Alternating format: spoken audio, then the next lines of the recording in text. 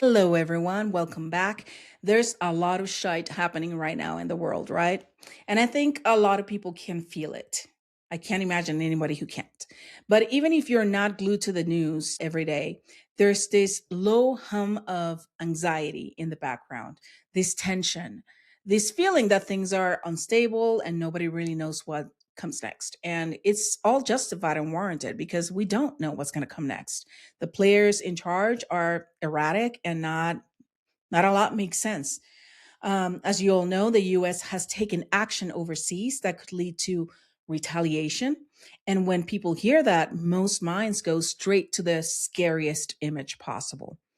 But for everyday Americans, if there's retaliation, I think it's not going to look like what most people imagine. I think it's going to look more like the power going out. It may look like water systems having issues. It may look like the cell service getting spotty, like stores getting cleared out because people are panicking before they think. And that's why, I wanted to make this video. I got the sense that I should make a video, not to scare anybody and not to stir people up. I definitely don't want to send anybody into a doom spiral. But I do want to talk about what calm, practical preparation actually looks like. Because being prepared doesn't mean that you're paranoid, it doesn't mean that you're living in fear. It just means that you are being honest about how much we rely on systems that we barely think about until they stop working, of course. And this is not just something that I'm saying in theory. I was reminded, this is why I'm making this video, is because I was reminded when COVID hit in 2020 and everybody was panicking and we all had to stay home. I didn't have to run to the store. I didn't panic like a lot of people did at that time. I've always had a habit of buying a little bit more than my family needs each month. So we usually have extra toilet paper, paper towels, cleaning supplies, water, and food in the house, right? So when everything shut down, I was able to stay put. I didn't have to rush into crowded stores. I didn't have to fight over basics. I didn't have to make decisions from a place of fear. And I'm not here to just toot my own horn, obviously. I'm just saying that this moment kind of reminds me of that moment. And it just made me feel like, oh, you know what? We were prepared then. So without knowing that that was going to happen, who knew that was going to happen? And in all honesty, it was about a month before I even had to leave the house to restock the pantry. And that's really the point. When you're prepared, you don't have to panic when something goes wrong. You're not immediately thrown into survival mode. You have a little bit of breathing room. And when you have breathing room, you think more clearly. You can make better decisions. You can actually focus on what needs to happen next. So while everybody else is running, thinking about, oh my God, I need milk, I need eggs, I need this, I was at home thinking, okay, so how long is this going to last? What else do we need to do? So today, I want to walk through 5 simple things that you can do right now to help your household stay safer, calmer, and more stable in the case that our daily life gets disrupted for a little while. And I'm not talking about anything extreme. I'm not talking about anything dramatic, just smart, steady, neighbor to neighbor preparation, okay? So, number one, start with water. Because if there's one place to start, it's definitely that. Because we can deal with a lot of inconveniences, but having no clean water, that gets stressful really fast. And a good rule of thumb is 1 gallon of water per person per day. So if you have a family of four, that's 4 gallons of water a day. Now, and let's make that practical, right? Because most people are not standing in the store doing gallon math in their heads. Most of us are just buying, cases of bottled water. So if you buy standard like 16 ounces, this is an Arrowhead bottle. If you buy this kind of bottles, water bottles in a case, a family of four would need 31 bottles a day, which would be 93 bottles for 3 days. Now I know that Costco sells these. I think the Arrowheads when I buy them, they're like 40 bottles per case. So that means that if you buy three, you have 120. So you have a little bit more. You have a few more days with that. And when you hear it that way, it really is not some giant stockpile, right? And I'm not saying buy 20 cases. It's just a few extra cases of water. And you can do that like if you go to the store twice a month, just one, the first time go and get one or two cases, and the next time get one or two cases. So just don't think in terms of hoarding. Just think, let me buy a little extra over time so that I'm not scrambling later. And while you're at it, think about the basics that go with water, like toilet paper, wipes, so that you can clean, the bits there, and hand sanitizer and trash bags. Because if water gets interrupted, even simple hygiene gets harder really fast. And the goal is not to turn your house into a bunker, okay? The goal is to make sure that your family can get through a few hard days without unnecessary panic. Number two, be ready if the power goes out. Now, if the power goes out, you realize very quickly how much of your life depends on it, right? We have lights, phone charging, internet, TV, keeping food cold, heating or cooling. So keep this one simple. Have a few basic backups. For starters, a flashlight or a headlamp for each person. Headlamps are really cool. And actually, I saw recently they had them at Costco because you can just, strap that to your head and then you're hands free. You can operate and do things without both hands. A lantern for your main room, or like, those candles that are battery operated.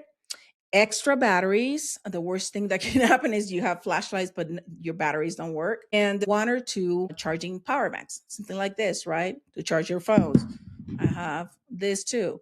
So I keep this kind of like charged in either my kitchen counter or my bedside table or whatever.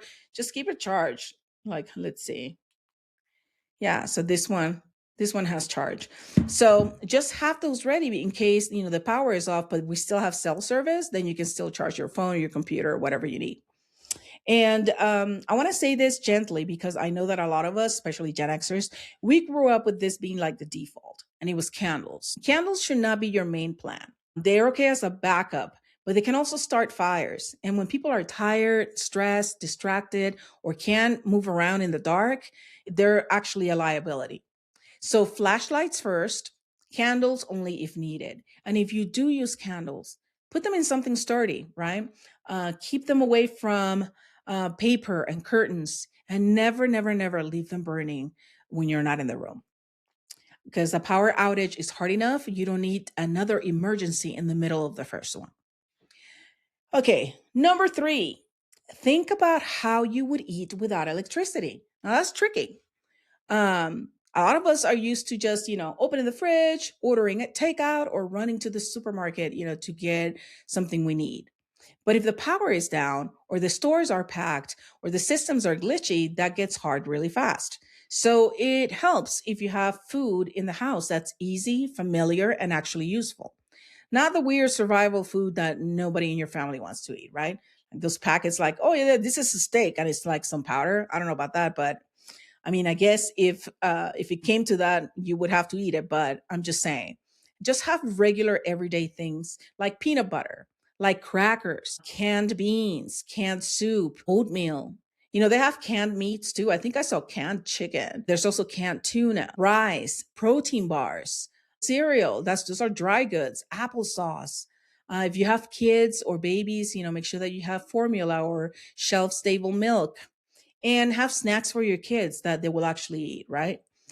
The best emergency food is usually the food that you already use. And then think about cooking it, right? If the power is out, what's your backup plan? So if you have a backyard grill, make sure that you have charcoal. Or if you have a propane camp stove, make sure that you have a full tank of propane. These are weekend tasks that you can do. Not everything at once, but just make it a point that in a month, every weekend, you pick a day and you do one of these things to make sure that you're prepared and you're ready. Also, meals that don't require cooking at all, like those couple noodles. All you have to do is add hot water to it. Very important though, please do not use grills or propane indoors because the fumes that come out of those products are very toxic, especially in encased places. So inside your home, inside the garage, not a good idea unless you have the garage door open, obviously. So If you're going to cook, do it outside. No exceptions. Also, I it occurred to me, I was like looking around at myself and I'm like, we have one of those fire tables. It's like as long as I have propane, I can also use the fire table to cook. So just get creative. Start looking around at the things that you have and just think, oh, I could actually use this in case of an emergency. So that you have a semi plan. And for the fridge, try to keep the fridge and the freezer closed as much as possible because every time you open it up, it warms up. And I think I saw, but I'm not, don't quote me on it, just look it up. I think it said that the fridge, if you don't open it, the food there is going to stay in good condition for 48 hours. If you're opening and closing, it drops down. I think it was to 24 hours. You can also get coolers and fill them with ice if you have ice. But anyways, just be mindful of how you use the fridge in an outage. This is one of those places where just a little planning can save you a whole lot of stress. Okay, number 4, handle medications before it becomes urgent. And this is a really big deal, especially if anyone in your family depends on daily medication. Like if somebody's diabetic, if somebody has a heart condition, whatever it is that people have that they must take this medication, make sure that you have refills. Because if there's any kind of disruption, power, internet, delivery issues, pharmacy delays, refills can suddenly get harder to get. So now is the time to start thinking ahead. And a few simple things that you can do is like refill your important prescriptions as early as you can. Okay. Also, you can talk to your doctor, ask for an extra refill on anything essential. Another thing that I know with insurance, a lot of the prescription companies or insurance services actually want you to order online. And then what they'll do is they don't send you just 30 days. Usually, when they ship stuff, they want to do 60 or 90 days. So, talk to your doctor about that if that's an option for you. Because again, the idea is that make sure that you have a little bit extra just in case you're not able to get to a pharmacy. Make a written list of your medications, right? The dosages, allergies, and doctors. Just have one piece of paper. Pick a drawer or a folder or something, with a color or something that you can easily spot, and just put all that stuff in there so that if there's an emergency, whoever is with you in the house can just give that to emergency personnel. And don't just think about prescriptions, also think about, pain relievers like Tylenol or like Motrin, bandages. Check your stash. I'm sure most people have some kind of a first aid kit, but if we've used it a little bit, there might be some things missing. So, again, it's a weekend task. Just go and kind of like look around and see, oh, you know what? I only have 2 bandages. Let me go and get another box if you're able to. So in first aid basics, baby supplies. If you need stuff for the baby, make sure that you have a little bit extra, okay? So that you're not completely out. And backup glasses. If you have an old pair of glasses or whatever, just have it again. Have an emergency drawer where you just have like essential stuff and put that there. This is one of those things that, people put off until they're already stressed and then everything feels harder to do. It feels harder than it needs to. Taking care of it now gives you just one less thing to worry about later. And number 5, have a communication plan. And don't do this alone. One of the fastest ways people panic is when they can't reach the people they love, right? If there's an emergency and all of a sudden the phones are not working, you're stressing. We're all thinking the worst case scenario. So have a plan. If phones are dead and service is spotty or networks are overloaded, people start spiraling fast. So talk through a simple plan before you ever need one. Things like, okay, in case of an emergency, where do we meet if we can't call each other? That's granted if you're nearby. Um, what's our backup meeting place? If the street is blocked or whatever, what's the second place we're going to go to? Okay, perfect. Who's the out of town person that everybody can check in with? This is really good because if you're all in a generally local area, um, then you're probably under the same, you know, precarious situation. So you want to be able to contact, if you're able to contact somebody that's out of that area, that hopefully is not under the same stress that you are, that you can say, hey, we're fine. We're at the house. We have about 3 days worth of food. And I just haven't heard from mom. Please let me know if you do. Or if she calls, let her know. And that way, everybody can check in with that person that's out of town. And at least one person will know what's happening with everyone. Okay. Do you have important phone numbers written down? Again, that drawer, that folder, or whatever it is that you're going to put all these emergency things, just write down all the numbers, because if your phone dies and you don't have a backup, charger, or if there's no service, your contact list is not going to be much help to you. Okay. And I want to really emphasize this part. Don't approach any of this with a hoarding mindset, okay? Please don't be that person that's just buying everything in sight and leaving nothing for everyone else. A better mindset is buy a little extra over time, stay calm, think ahead, check on your neighbors, and stay connected with family. One thing that you can do with your neighbors too, if you like your neighbors, is find out what resources each of you has. Like in our case, our neighbor said, we have two generators. So in case of an emergency, if you need one, we can lend you one. Or, maybe I'm going to collect, I have a lot of storage space. So I'm going to collect, I don't know, dog food.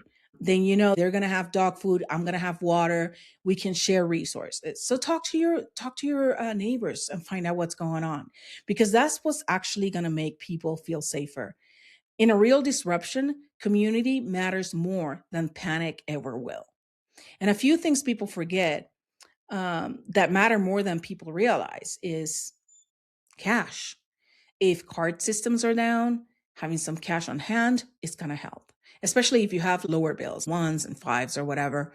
That way you can barter. That way you can, make transactions with your neighbors and people in the community. Also, important papers. Make sure that you keep your IDs, your insurance card, medication. If you don't have it in your purse, then have a drawer where all the emergency stuff is.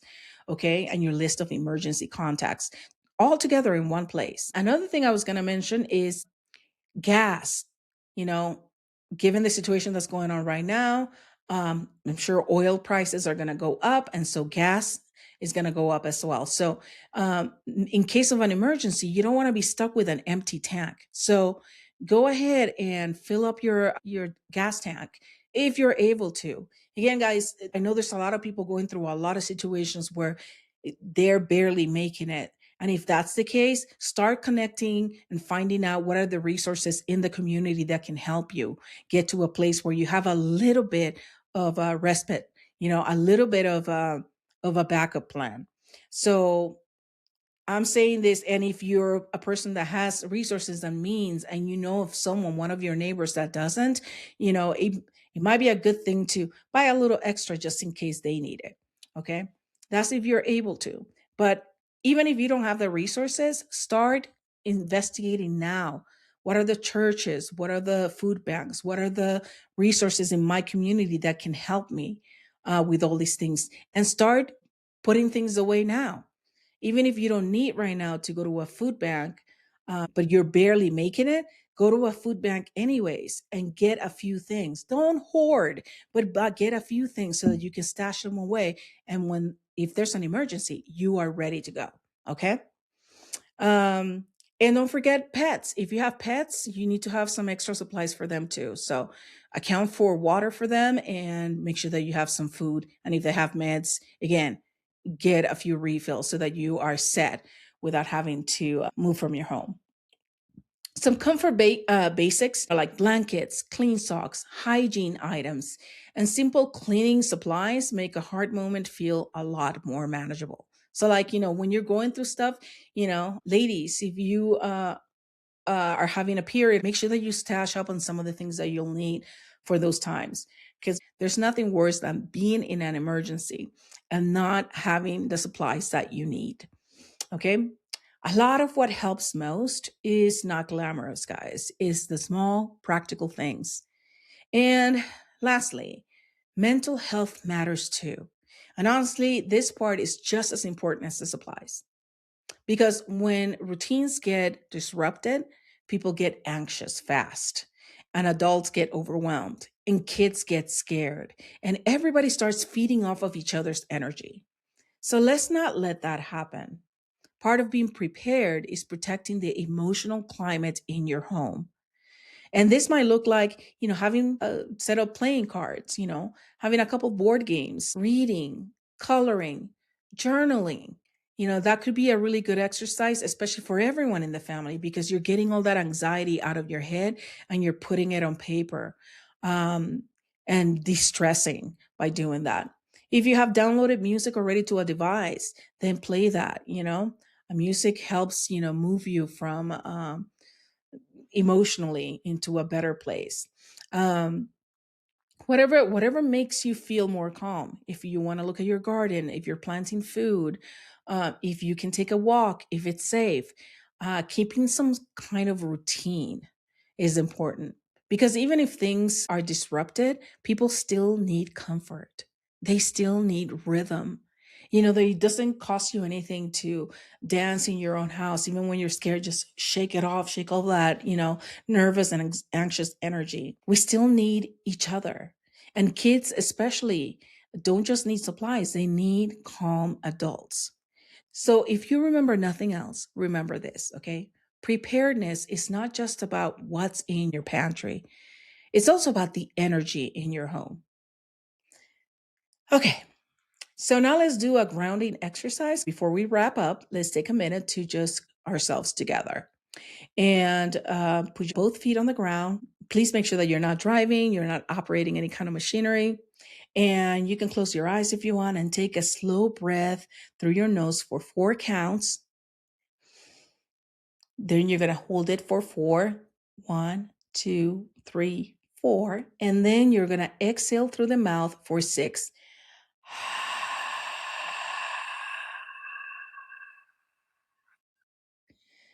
Let's do it one more time. Inhale through the nose for 4. 1, 2, 3, 4. Hold for 4, 2, 3, 4. And exhale for 6, 2, 3, 4, 5, 6.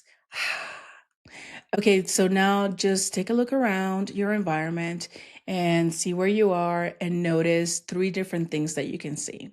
And I can see a lamp, I can see wall art, and I can see a trash can. Now make sure that you're doing the same. Now, 2 things that you can feel, and I feel hot. I feel the heat from all the lamps. And I'm also feeling the air from the ceiling fan. So those are 2 things I can feel. And just name one thing that is okay right now. And I feel like I'm okay right now. I feel safe. Um, and I'm not stressed about anything. So I'm okay. And before we finish this, remind yourself, I can prepare without panicking. I can stay calm and still take this seriously. I do not need to fear to be responsible. Take one more deep breath and let it go.